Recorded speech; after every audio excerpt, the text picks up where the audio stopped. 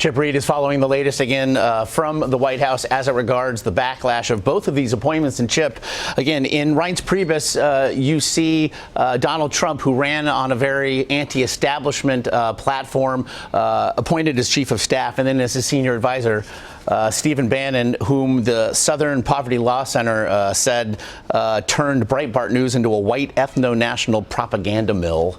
If nothing else, with these two very important hires, it seems the most delicate of balances to strike for the president-elect here.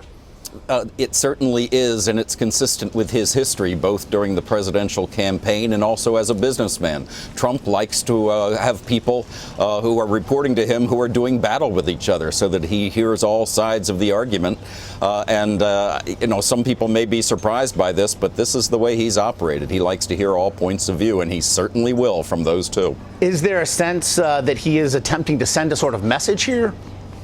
Well, I think the message is that if you don't like mainstream Republicans like Reince Priebus, then you've got Steve Bannon. And if you don't like people who are extreme in their views like Steve Bannon, then you've got Reince Priebus. So everybody can say, oh, OK, I'm kind of covered here. But we'll have to see whether it really is a battle. But the point that they've been making, Reince Priebus has been saying, is that we worked very well during the campaign. You may not know it, but we basically had this structure during the campaign, and we made decisions efficiently. And in the end, it's Mr. Trump who will be making the decisions after he hears the very different points of view.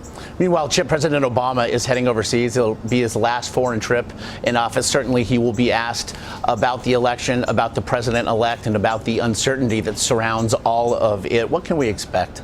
Well, that's a really good question. He certainly has been conciliatory in his comments and saying that Mr. Trump deserves a chance and that he's willing to help him organize the White House in any way that he can. He's eager to meet with him again to help him get the job done. He certainly does not agree with his policies, but he does want to help.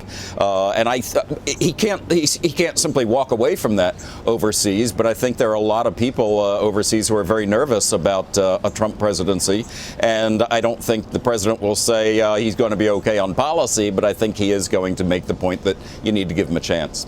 Chip Reid at the White House, as always, we appreciate it. You bet.